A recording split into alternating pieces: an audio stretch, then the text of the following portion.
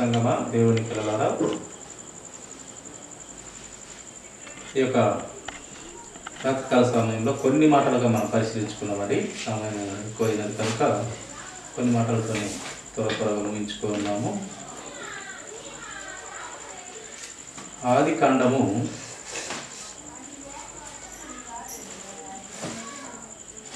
7వ అధ్యాయము. ఆదికాండము 7వ అధ్యాయము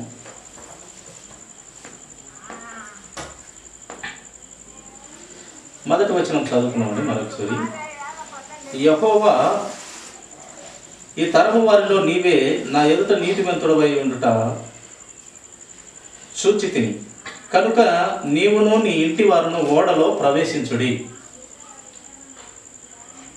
ప్రియమైనటువంటి దేవుని ఆలోచనలో ఉన్నటువంటి పిల్లలారా, చదువుకున్న లేఖన భాగంలో దేవుడు యెహోవా నోవాతో మాట్లాడుతూ ఆయన అంటున్నటువంటి మాట, నోవాహుతో మాట్లాడుతూ ఆయన అంటున్నటువంటి మాట, దేవుడు అంటున్నటువంటి మాట, ఈ తరము వారిలో నోవాహు బ్రతుకు దినములలో ఆ తరములో నీవే నా ఎదుట నీతిమంతుడువై ఉండుట చూచితిని అని దేవాది దేవుడు యెహోవా సెలవిస్తూ ఉన్నాడు. ఈ యొక్క మాట తన భక్తునితోనే మాట్లాడుతూ, నీవు మాత్రమే నీతిమంతుడవై ఉండుట చూచితిని కనుక నీవును నీ ఇంటి వారును ఓడలో ప్రవేశించుడి. రక్షణ ఓడ ఆయన చాలా సంవత్సరాలు కట్టాడు. సువార్త చేస్తూ చాలా సంవత్సరాలు రక్షణ ఓడ కట్టినాడు నోవాహు. చిన్నపిల్లలు పాట పాడినట్టు నోవాహు తాత ఓడ కట్టినాడు. 2 పిచ్చుకలు అరిచి లోపలికి వెళ్ళినాయి, లేక 2 కాకులు అరిచి లోపలికి వెళ్ళినాయి అని ప్రతి జతలుగా ప్రతి జంతువులు కూడా వెళ్ళినట్టుగా చిన్నపిల్లలు, సండే స్కూల్ పిల్లలు పాట కూడా పాడతారు. జంతువులకు ఆజ్ఞ మరి ఇచ్చినాడో ఇవ్వలేదో గ్రంథంలో దేవుడు వ్రాయించలేదు, కానీ అవి విని దేవుని ఆజ్ఞ మనుషులకు చెప్పినా లేక నోవాహు ఆ సువార్త చెప్తున్నప్పుడు విని ఉండవచ్చు. అవి మాత్రము, పశువులు మాత్రము, జంతువులు మాత్రం, పక్షి క్రిమి కీటకాలు అన్ని సమస్తము కూడా ఆ దేవుని మాటకు లోబడి ఆ ఓడ ఎక్కడం మనం చూస్తాం. మనుషులకు కూడా ఈ యొక్క నోవాహు ఎన్నో సంవత్సరాలు చెప్పినాడు, కానీ ఎవరు లెక్క చేయలేదు, వినలేదు. వినకపోగా, లెక్క చేయకపోగా మళ్ళీ తిరిగి నోవాహును అన్నటువంటి మాటలు, నీవు పిచ్చివాడివి, ఎన్ని సంవత్సరాల నుంచి చెప్తున్నావు, నీకు పిచ్చి పట్టింది, ఎక్కడ ఉన్నాడు దేవుడు, ఏం కథ, ఎన్ని సంవత్సరాల నుంచి 100 సంవత్సరాలు అవుతుండే, నేను చెప్పిన మాట ఏదని ఎగతాళి చేసేవారిగానే కనపరిచినాడు. కనుక ప్రభు అంటున్నటువంటి మాట, యెహోవా అంటున్నటువంటి మాట, ఈ తరము వారిలో నీవే నా ఎదుట నీతిమంతుడిగా కనపడుట చూచితిని కనుక నీ కుటుంబాన్ని రక్షించుకో.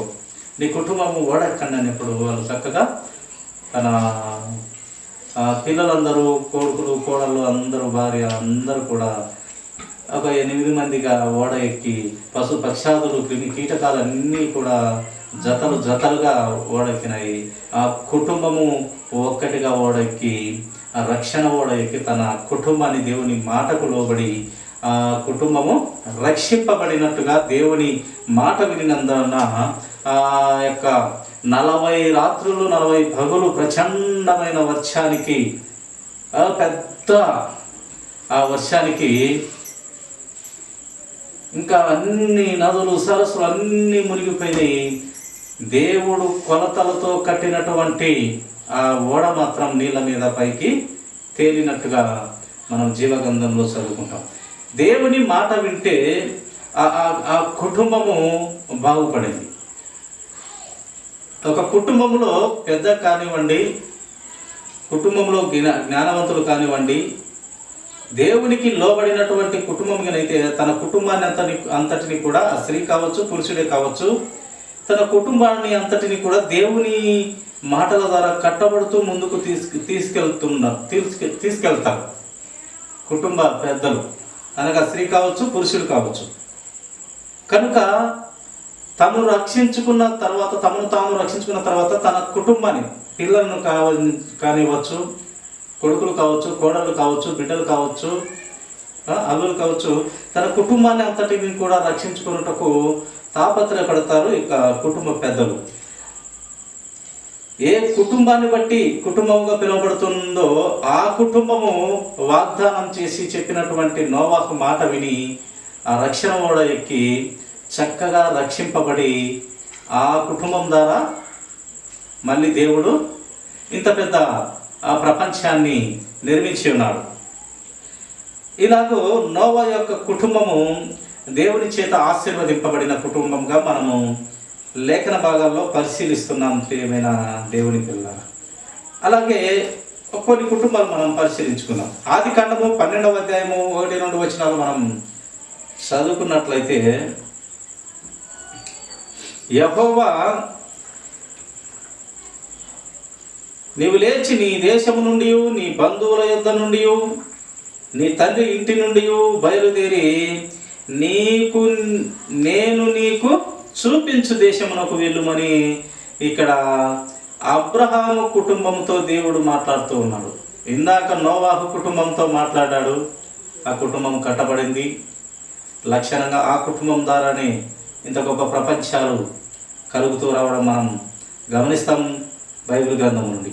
అలాగే ఇక్కడ అబ్రహామును కూడా వాగ్దానం ఇస్తున్నాడు, తెలియపరుస్తూ ఉన్నాడు.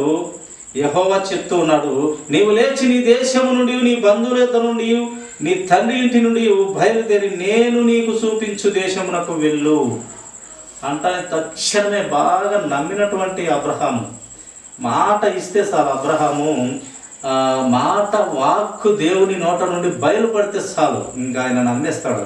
అది ఆయన నువ్వు మరణం కావాలని ఆయన అబ్రహాం అన్న కూడా ఓకే రెడీ ప్రభు అంటాడు. ఎందుకు ఈయన నీవు మరణం కావాలి అని అన్నా కూడా నేను రెడీ అని అంటాడంటే, ఎందుకు నీ కుమారు నీవు అన్నా కూడా నా కుమారుని ఇస్తాను ప్రభు అని అంటాడంటే, ఆయన మాట మీద అంత నమ్మకము, ఆయన దించి మాట్లాడినటువంటి మాట మీద నమ్మకము అబ్రహాముకు.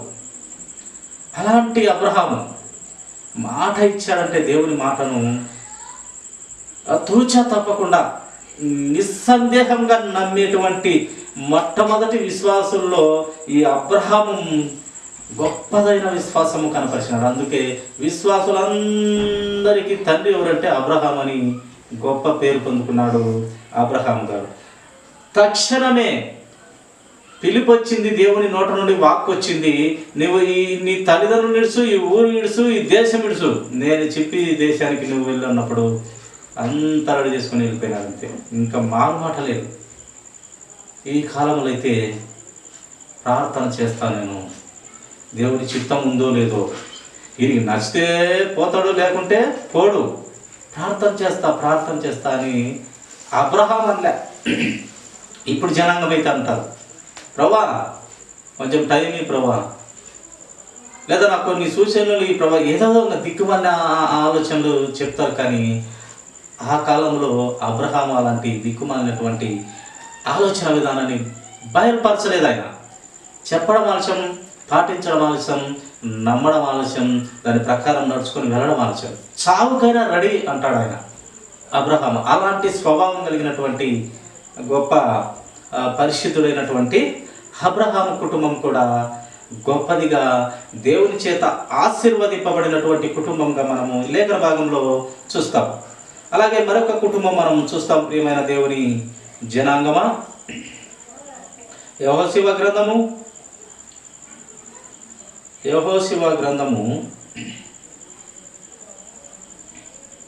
24వ అధ్యాయము చివరి అధ్యాయమైనటువంటి 24:15 వచనం మనం ఒక మాట చదువుకున్నామండి. యెహోవాను సేవించుట మీ దృష్టికి కీడని తోచిన ఎడల మీరు ఎవరి సేవించెదరో నది అద్దరిని మీ పితరులు సేవించిన దేవతలను సేవించెదరో అమోరీయుల దేశమున మీరు నివసించుచున్నారే వారి దేవతలను సేవించెదరో నేడు మీరు కోరుకొనుడి.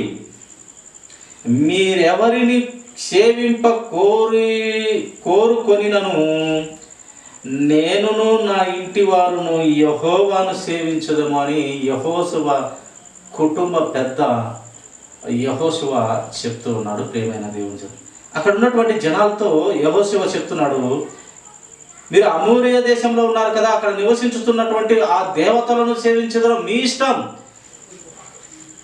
స్వేచ్ఛ మీది, ఆలోచన మీది, మీ ఇష్టం. ఏ దేశంలోని దేవతలైనా పూజించండి, కొనియాడండి, మీ ఇష్టం, మీ స్వేచ్ఛ, మీ హక్కు. దేవుడిచ్చినటువంటి నీ హక్కు అది. నీకు నచ్చిన దేవతలను పూజించుకోండి. కానీ నేను మాత్రము ఎవరినయ్యా నేను సేవించదనంటే నేను నా ఇంటి వారును యెహోవాను సేవించదమని ఈ గొప్ప మహాభక్తుడు ఆ ప్రజల మధ్య చెప్తున్నటువంటి మాట గొప్పది. కనుకనే మోసే తర్వాత దేవుడు యెహోషువను ఎన్నుకున్నాడు. మోసేకు తోడుగా ఉన్నట్లు, మోసేను నడిపించినట్లు నీకును నేను తోడుంటాను, నేను నడిపిస్తాను. కమాన్ యెహోషువ, నడుపు నా ప్రజలను అని మోసే తర్వాత ఎన్నుకున్నటువంటి నాయకుడుగా మనము లేఖనంలో చూస్తాం. దేవుని మాట వినినటువంటి యెహోషువ కుటుంబం ఇక్కడ మనము చూస్తాం. ఇక్కడ దేవుని మాటలు విని కుటుంబాలుగా బాగుపడినటువంటి కుటుంబాలు ఈ బైబిల్ గ్రంథంలో చక్కగా దేవుడు వ్రాయించినాడు. అంటే వీరు మాత్రమేనా, ఇంకా వేరే ఏ కుటుంబాలు బాగుపడలేదా, అభివృద్ధి చెందలేదా? లేక యెహోవాను నమ్మితేనే ఆశీర్వాదమా, నమ్మకుంటే మాకు శాపమా, నమ్మితేనే మాకు పరలోకమా, నమ్మకుంటే మాకు నిత్య నరకాజ్ఞాని అనవచ్చును. కానీ ప్రియమైన దేవుని ప్రజలారా, ఒక విషయం మనము గుర్తుపెట్టుకోవాలి. ఏంది ఆ విషయం అంటే, ప్రతి మనిషి కోసం, ఈ భూమి మీద మనిషిగా పుట్టిన ప్రతి మనిషి కోసం ఒక బలి పశువు బలి అయింది. ఒకరు చనిపోయారు. మన పాపములను బట్టి, మన పాత రోత బ్రతుకును బట్టి ఒక పరిశుద్ధ మనిషి చనిపోయినాడు. ఆ చనిపోయిన వ్యక్తి ప్రపంచాలలో దేవుళ్ళు దేవతలలో అనబడినటువంటి వారు ఎవరు ఏ మనిషి కోసం దేవుడు ప్రాణం పెట్టలేదు, తిరిగి లేవను లేదు. అందుకు మనము వీరు నమ్మినటువంటి ఈ కుటుంబాలు, నోవహు కుటుంబమే కావచ్చు, అబ్రహాము కుటుంబమే కావచ్చు, యెహోషువ కుటుంబమే కావచ్చు, ఈ కుటుంబాలను నమ్మినటువంటి దేవుడు మహాపరిశుద్ధుడు. ప్రతి మనిషి కోసం రక్తం కార్చి చనిపోయి ఆ పాప భారమంతా, మన పాప భారమంతా ఆయన మీద వేసుకొని, ఆయన చనిపోయి దేవుని కుమారుడు కనుక తిరిగి లేచినాడు. అట్టి దేవుణ్ణి మనము గుర్తించాలి, పరిశీలించాలి. లోకంలో ఏ దేవునే నమ్ము,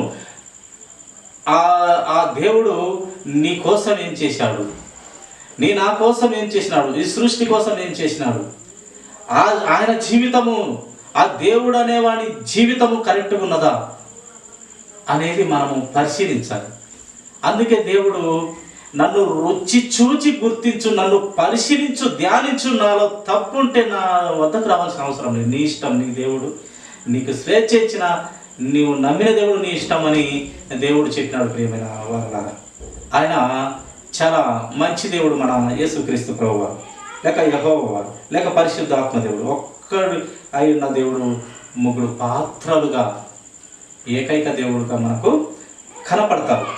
కాబట్టి ఇక్కడ యెహోషువ చెప్తున్నాడు, మీరు ఎవరినైనా మీకు ఇచ్చినటువంటి స్వేచ్ఛను బట్టి, మీకు ఇచ్చినటువంటి అధికారాన్ని బట్టి, మీకు ఇచ్చినటువంటి హృదయ ఆలోచనలు బట్టి, నిన్ను ఏ దేవుడు నిన్ను కలుగజేసినారో, మీ మనందరికి కలుగజేసినారో ఆ దేవుడిని ఎవరినో గుర్తించి కనుగొని మీరు నమ్మండి. కానీ నేనైతే నన్ను పుట్టించి తన 2 చేతులతో తయారు చేసి జీవం ఇచ్చిన, నన్ను పుట్టించిన దేవుడు యెహోవా, నేను ఆయననే సేవించదునన్న యెహోవా కుటుంబము ఇక్కడ మనము చూస్తున్నాం. ప్రియమైన దేవుని జనాంగమా, అలాగే సమయం లేదు కనుక రెఫరెన్స్ లేకుండా కొన్ని కుటుంబాలు మనం పరిచయం చేసుకొని ముగించుకున్నాం. ప్రియమైన దేవుని సంగమా,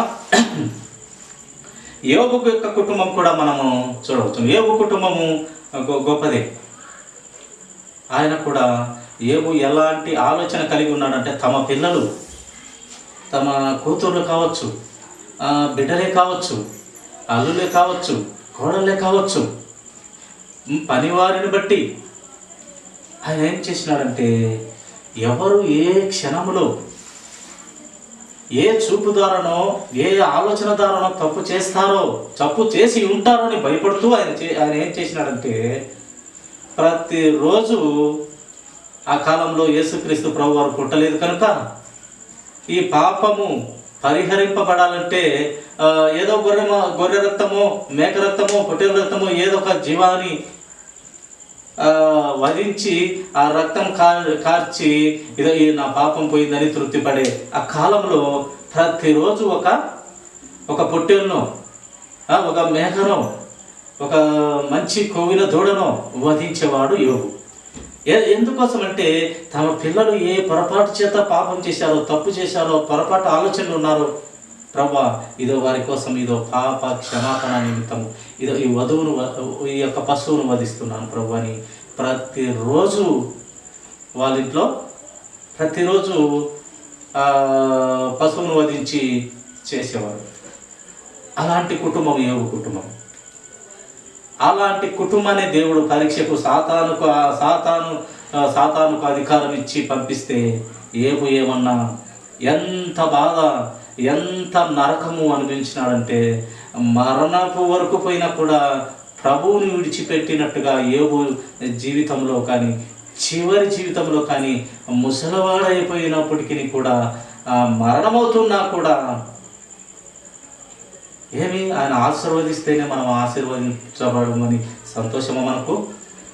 ఎప్పుడు ఆశీర్వాదమే కోరాలనా? కొన్ని శ్రమలు పెడతారు తట్టుకోలేమా? కొన్ని ఇరుకులు పెడతారు తట్టుకోలేనా అన్నటువంటి యోబు గొప్పవాడు.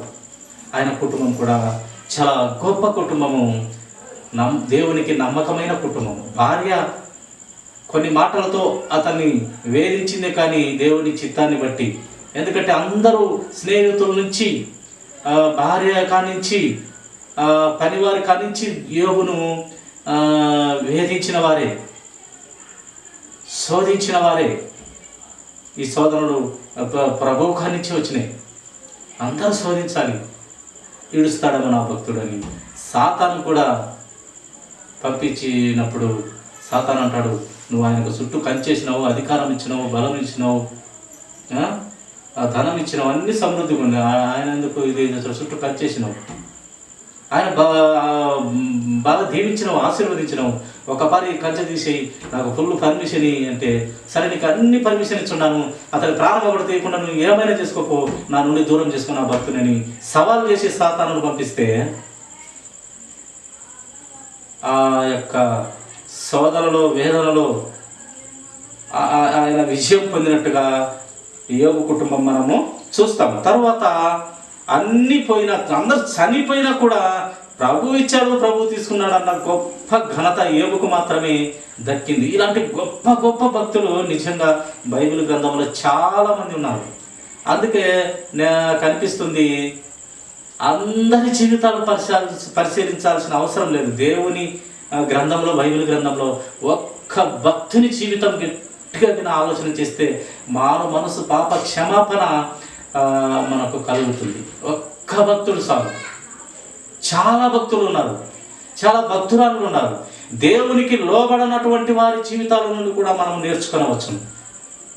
అందరి భక్తుల జీవితాలను పరిశీలించాల్సిన పని లేదు. ఒక్క భక్తుని నమ్మకంగా ఒక్క భక్తుని పరిశీలిస్తే చాలు నీ జీవితము మారిపోవచ్చును ప్రియమైన దేవుని వారు. అలాగే కొర్నేలు యొక్క కుటుంబం కూడా దేవునికి చాలా ఇష్టకరమైనటువంటి కుటుంబంగా పిలువబడుతూ వచ్చింది. సమయం లేదు కనుక రిఫరెన్స్ నేను చూపించడం లేదు, కానీ కొర్నేలు యొక్క కుటుంబం కూడా చాలా గొప్ప కుటుంబము. అలాగే లూదియా అనే ఆ స్త్రీ ఈ ప్రపంచంలోనే మొట్టమొదటి సంఘము స్థాపించినటువంటి స్త్రీ. ఏ సంఘము? క్రీస్తులో నిలబడి నేను క్రీస్తు బిడ్డను, నా కుటుంబం కూడా యెహోషువ చెప్పినట్టు మీరు ఎవరినైనా పూజించుకుని నేను నమ్మిన, నాకు ప్రత్యక్షత పడిన నా దేవుని మాత్రమే నేను సేవించదనని మొట్టమొదటి సంఘము ఈ లూదియా. ఈ ఆసియా ఖండంలోనే ఈ లూదియా యొక్క కుటుంబము బాగుపడినట్టు మనం లేఖనంలో చూస్తాం ప్రియమైన దేవుని జనాంగమా. అలాగే అపొస్తలుల కార్యం 16:32-34 ఒక మాట మనం పరిశీలించినట్లయితే అక్కడ జైలు అధికారి యొక్క కుటుంబం కూడా బాగుపడుతుంది. జైలు అధికారి కుటుంబం. పౌలు గారు అక్కడ రాత్రి పౌలు ప్రార్థన పాటలు పాడుతుంటే ఆ యొక్క జైలు అధికారి అక్కడ రక్షణ పొందుకుంటాడు. ఆ యొక్క జైలు అధికారి వారికి కాపలాగా ఉన్నప్పుడు వీరి పాటల ద్వారా లేక వీరు వాక్యం చెప్తుంటే, రాత్రి పగలు పాటలు పాడి వాక్యం చెప్తుంటే ఆ యొక్క వారి ఖైదీల బంధకాలన్నీ విడిపోయినాయి, ఆ జైలు గోడలన్నీ విడిపోయినప్పుడు ఆ యొక్క ఈ జైలు అధికారి ఏం చేస్తాడంటే ఇంకా ఏంది వీరి పాటల ద్వారా మొత్తము వీరిని బంధించి విడితే అన్ని బంధించినటువంటి ప్రతి ద్వారము ఓపెన్ అయిపోయింది. ఇంకా నా పై అధికారికి నేను ఏం జవాబు చెప్పాలని కత్తి తీసుకొని పొడుచుకొని సావబోయే సమయంలో పౌలు గారు ఆగు ఓ అధికారి, ఓ జైలు అధికారి ఆగు, మేము ఎక్కడికి పోలేం, మాకు కట్లు ఇప్పబడినాయి, మాకు ద్వారాలు తెరవబడినాయి, మేము ఎక్కడికి పోలేదు, నీవు అనవసరంగా ఆవేశపడి ప్రాణం తీసుకునవద్దు, మేము పోలేదు, ఉన్నాం అని చెప్పినప్పుడు వారి విశ్వాసాన్ని బట్టి, వారి నమ్మిన దేవుణ్ణి బట్టి అక్కడ గొప్ప కార్యం జరిగి అక్కడ బాప్తిసం పొందుకొని రక్షణ పొందుకొని తన కుటుంబాన్ని కాపాడుకున్నట్టుగా ఈ జైలు అధికారి యొక్క కుటుంబం కూడా చాలా విలువైన కుటుంబం.